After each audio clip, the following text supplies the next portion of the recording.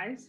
For a video this week, I wanted to just quickly walk you through the way that I would apply the story circle to a story that we're all familiar with. I specialize in children's media, so I wanted to do a children's movie or an animated movie for this walkthrough. So I picked Finding Nemo. I'm going to share my screen with Photoshop, and I'm going to digitally write and draw my kind of breakdown of the way I think the story circle applies to Finding Nemo. So here we go. Share my screen. Okay. I also have a list here that I wrote ahead of time of my ideas for the different story beats. So I encourage all of you to do that too. Just make a list and then kind of brainstorm what those different story beats would be. You could even make a list and use post-it notes to think what the beats are, and you could move them around. Okay, so Finding Nemo. Let me draw the characters. Okay. So let's draw Marlin and Dory. I have a reference photo of them over on the other screen.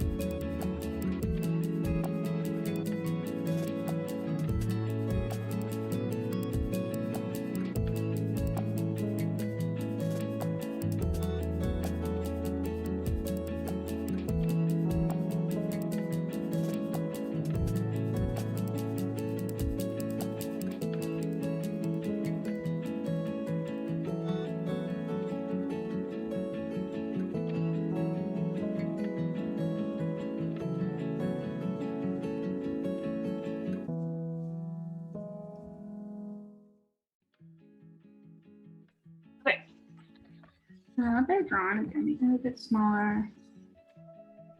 And start the story circle. Okay, so first you have to decide who's the main character. So in this case, Nemo is in the title, but most of the story is told through the eyes of Marlin, the dad. So Marlin is our main character.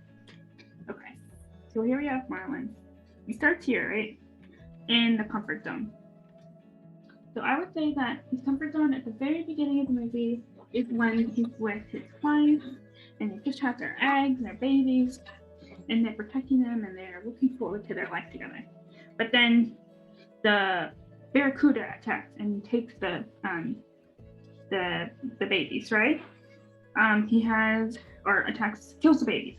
He only has one, which is Nemo. So he moves along to the need or desire stage. Here's Nemo, right? And turn off the dory later. We haven't met her yet. Okay. So he needs and wants to keep Nemo safe. That's all he wants, is to protect Nemo and keep him safe, because the traumatic event of his life was losing all his other kids and his wife. So his only mission is to make sure at all times that Nemo is safe and well. Okay. But then, of course, Nemo gets captured by the guys in the boat, and he gets taken away to an unknown place. So he gets taken. He's over here.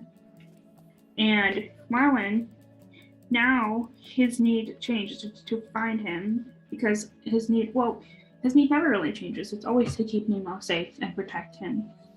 So he's forced to go into an unfamiliar situation, which is to go into the world, into the ocean outside of his home. So let's bring Dory back. He meets Dory, and together they face all those unfamiliar situations, right?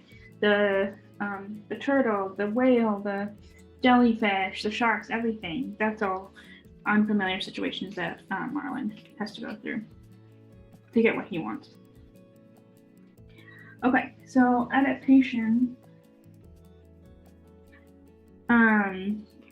is the phase, especially towards the end of those like sort of middle sequences with the whale and everything, that Marlin is getting more used to being in the unknown. He enjoys his time with Dory, he loosens up, he's able to solve problems without this like stubborn need to control everything. Okay. So they go through all those challenges, and eventually Marlin and Dory get to Sydney, and Marlin finds Nemo at the dentist's office. He can find him, he can make sure he's safe, but at that point there's a twist, which is that Nemo is playing dead. He has been told by all his friends in the fish tank that if he plays dead, the dentist will take him out of the tank and he will be able to escape. So he's playing dead when his dad arrives and thinks that he's dead. So he turns away and he almost gives up looking for Nemo. Nemo manages to escape and go down a drain where they eventually reunite in the ocean. But he pays a price, right, for all this insane quest to find his son. At the moment that he finds him, he has this heartbreak, this immense heartbreak and guilt and shame that he was not able to do the one thing that he wanted, right? So looking for this thing, he is able to find it, but before he really is reunited with him, he has to face this immense pressure he put on himself.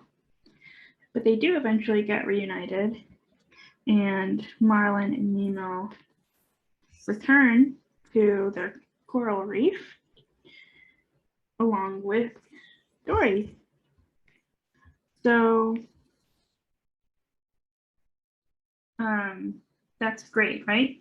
That comfort zone at the beginning, he's happy and safe with the family. And now coming back home, he's happy and safe and has a new family of himself and Nemo and Dory. But he's changed.